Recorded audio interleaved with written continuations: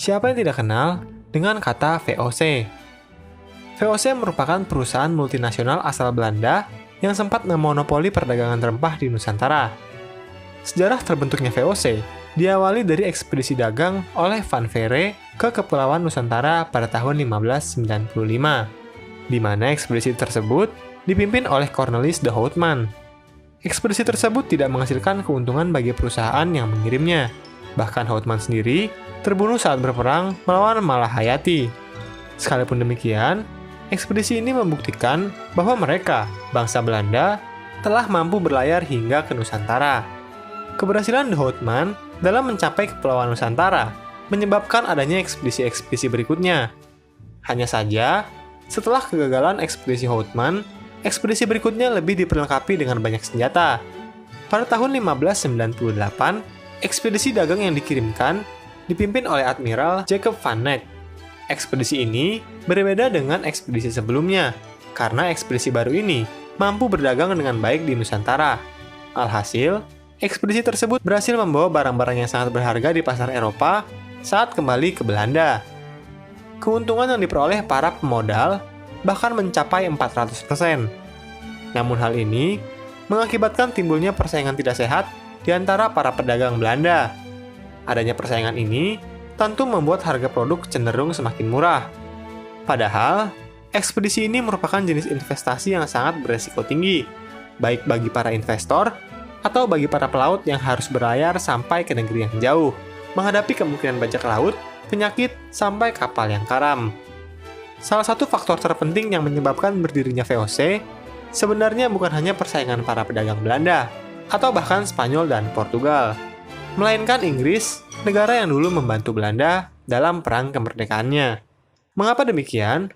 Karena di tahun 1600, Inggris mendirikan EIC atau yang dikenal dengan East India Company. Hal ini membuat Belanda mengikuti langkahnya di tahun 1602 dengan membentuk VOC yang dirintis Prince Maurits dan Oldenbarnevelt. VOC adalah perusahaan multinasional dengan sistem pembagian dan kepemilikan saham yang terbuka untuk umum. Ia memiliki daerah monopoli perdagangan dari Tanjung Harapan di ujung Afrika Selatan. VOC diurus oleh Heren 17 yang sesuai namanya, diurus oleh Dewan Pengurus yang berjumlah 17 orang. Dan dewan tersebut berkedudukan di negara Belanda. Selain memiliki kantor di Belanda, VOC juga memiliki kantor di daerah monopolinya, sehingga menjadikan perusahaan tersebut menjadi perusahaan multinasional. Karena kekuatan VOC yang terlalu besar, menyebabkan adanya kesulitan dalam hal menangani permasalahan di daerah operasinya, sehingga dibutuhkan seorang perwakilan yang dapat menyelesaikan permasalahan secara cepat dan tepat. Perwakilan yang mewakili Heren 17 ini disebut sebagai Gubernur Jenderal. Kekuasaan VOC, khususnya di daerah Nusantara, dipimpin oleh Gubernur Jenderal yang juga dibantu oleh Dewan Hindia.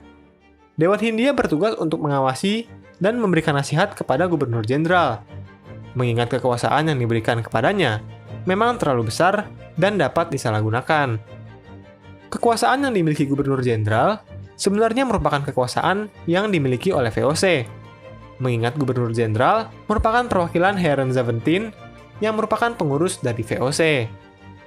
Kekuasaan yang dimiliki VOC terbilang besar dan istimewa karena memiliki hak-hak istimewa layaknya suatu negara, seperti membangun undang-undang peraturan, membentuk pengadilan, mengangkat pejabat, mengangkat hakim, membangun kapal dagang dan kapal perang, merekrut pelaut dan tentara, menyatakan perang, mengadakan kerjasama dan perdagangan dengan penguasa-penguasa setempat, dan membangun benteng pertahanan.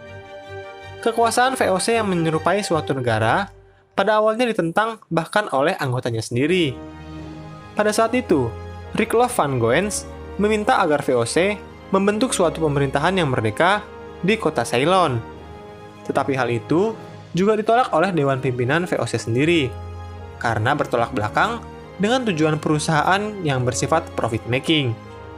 Tujuan VOC dengan berlayar ke negeri yang jauh adalah untuk mencari keuntungan yang sebesar-besarnya melalui perdagangan. Pada awalnya, kekuasaan yang dimiliki VOC memang tidak digunakan. Namun, lama-kelamaan, seperti kata Jan Pieter Zoon Cohen, Berdasarkan pengalaman saya di Asia, Belanda tidak mungkin menjalankan perdagangan tanpa perang, dan perang tanpa kepentingan perdagangan. Penjelasannya sangat sederhana. Menurut mereka, untuk mencapai suatu keuntungan yang maksimal, perdagangan yang dilakukan oleh VOC haruslah aman dan tanpa gangguan, sehingga hak-hak istimewa layaknya suatu negara mulai digunakan. Keamanan dalam perdagangan diwujudkan dengan mulai menempatkan meriam-meriam di atas kapal dagang mereka, dan mulai membangun benteng-benteng di wilayah yang mereka anggap strategis. VOC juga mulai menjalin hubungan baik dengan para penguasa lokal untuk mengamankan daerah monopolinya dari pedagang Eropa lainnya, khususnya Portugis dan Spanyol. Sekalipun awalnya VOC menggunakan kekuatan militer demi mengamankan bisnisnya, namun lama-kelamaan, hal tersebut berubah untuk menguasai rivalnya, meskipun tujuan utamanya tetaplah sama, yaitu mencari keuntungan. Lalu, seperti apakah kisah VOC selanjutnya? Tunggu konten berikutnya hanya di Inspek History. Hai Inspektor, konten ini merupakan bagian dari serial berpikir kritis yang didukung oleh Indika Foundation dan Toleransi ID. Jangan lupa untuk berikan pendapatmu mengenai tema kali ini, dan buktikan bahwa masih banyak anak muda yang memiliki pikiran yang kritis dalam membahas sejarah. Terima kasih sudah menonton, dan tunggu konten kolaborasi Inspek History lainnya.